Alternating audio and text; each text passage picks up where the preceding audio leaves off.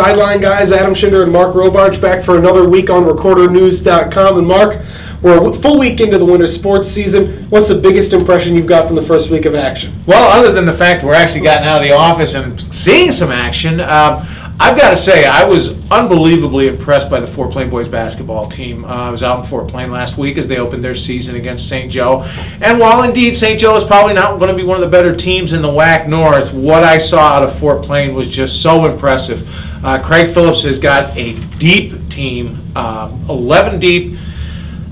Once Sam Kirkpatrick gets back, probably next week, when I talked to Craig, he said he still needed to get about 5 practices in last week before he'd be able to play after suffering a torn quad during soccer season. But this team, all 11 players, all 10 players that were available that night scored against St. Joe, including 3 sophomores who actually have a lot of talent as well. This team has just got so many good players. Jabin Weaver is probably going to be their biggest scorer. Jack Ray may be one of the best and most unselfish players in the area. Doesn't put up a lot of points, but he does all the little things. He's a scrappy rebounder. He really is a leader on the floor.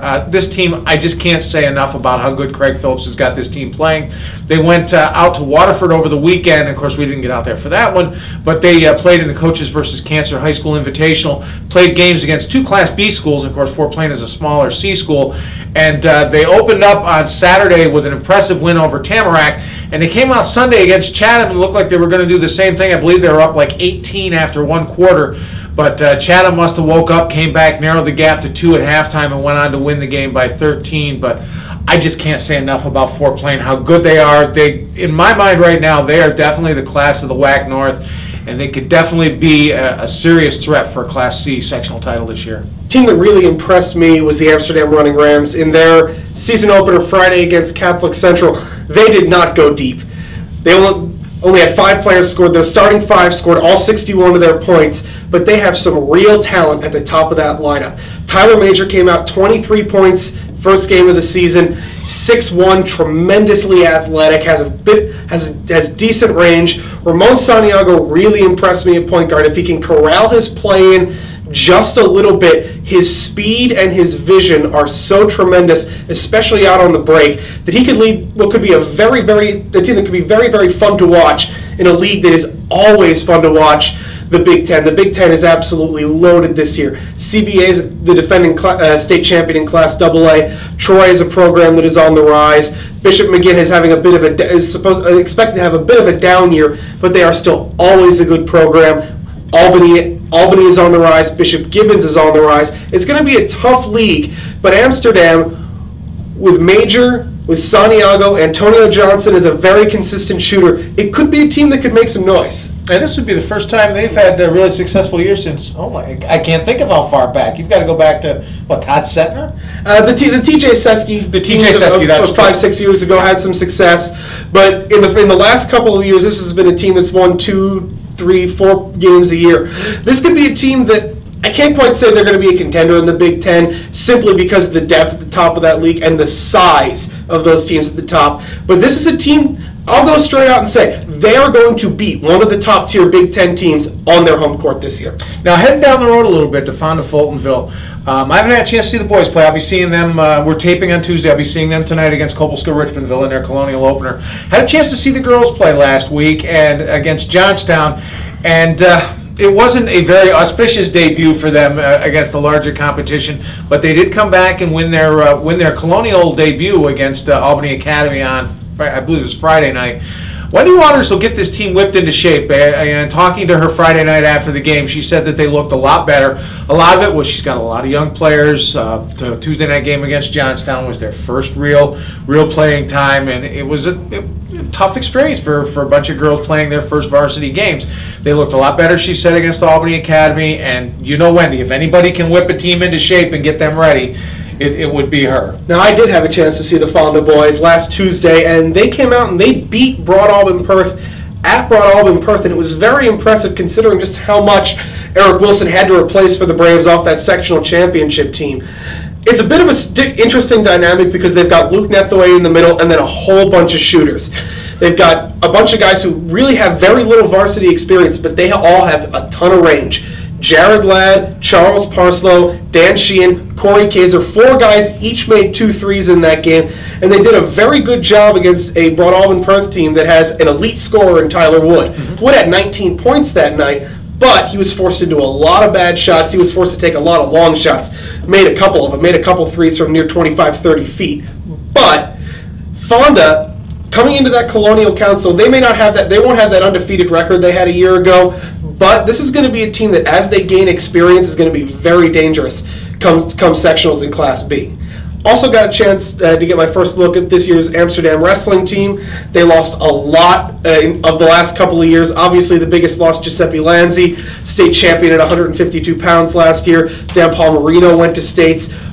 But they've got Brandon Lappy back. Brandon Lappy won his match easily Wednesday night when I saw them against Niskayuna. Then went out this weekend to Cicero, North Syracuse. Was the most outstanding wrestler at the Anderson tournament. Gaetano Lanzi is back and is very consistent, and they've got a very big junior class. It's a team with a lot of promise. They may not have the same kind of incredible dual meet record they've had in the past few years, but they're going to improve as the year goes on. And if anybody can take that talent and mold it into a good team, it's Kenny Benton. Kenny Benton has had a lot of success the past few years. They've sent 3 guys to states each of the last 3 years. And let's branch out a little bit. I know on our blog, recordersportsblog.wordpress.com, the ILC, you had a little bit of a look at the team that both you and I have a bit of fondness for, the Syracuse Orange. Yeah, we're not gonna just talk about local sports here. I know a lot of Syracuse fans around here. I see them everywhere I go. I see a lot of S's, a lot of orange, and I've been,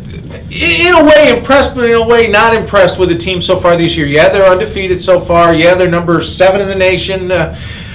Tonight they go against Michigan State. We'll see. On the blog, I came right out and said I think they're going to lose this game, and I think they're going to lose it big time because, and I'm sure a lot of you who have watched the games have seen this as well, this is a very talented but very young and very undisciplined team right now.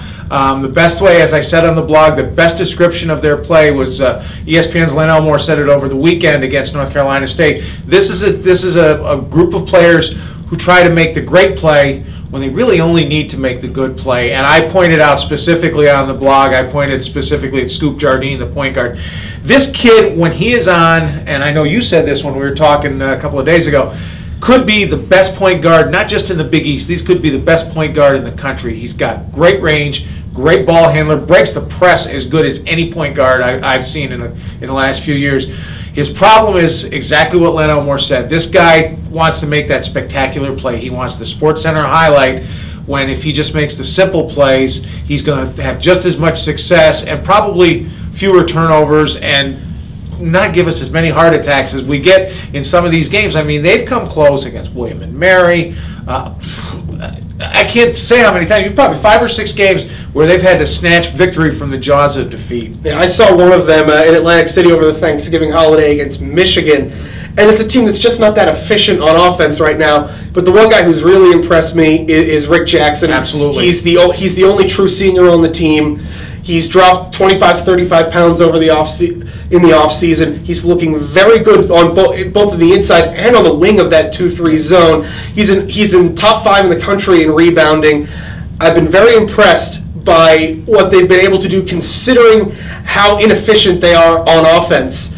It'll also be interesting come the end of December. Syracuse football team gets back to a bowl game. They play in the first Pinstripe Bowl at Yankee Stadium against a familiar bowl foe in Kansas State. That's a mouthful right there. Yeah, absolutely. And that's going to be cool. I think that this is the perfect bowl for them to get back into. I mean, there's obviously the connection between Syracuse and New York City has been there forever and ever. So, Syracuse travels well for bowl games to begin with, but to go down there to New York City, Yankee Stadium will be fulfilled.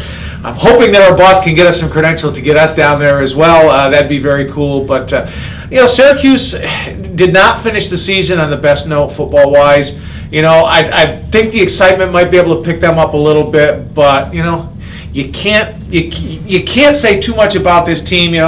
Their goal was to make a bowl. Their goal was to finish above 500 and like that, and they did all that and a lot of people didn't think they would. So even though it wasn't the best last 2 or 3 games, you got to be pleased with what Doug Marone's done. Doug Marone has done a terrific job since taking over for Greg Robinson, who was the head coach for the bulk of my time as a student at Syracuse, which was an utter disaster, as most people remember. The college football bowl season is going to be very exciting. Starts in just about 10 days from now and leads all the way up to January 10th.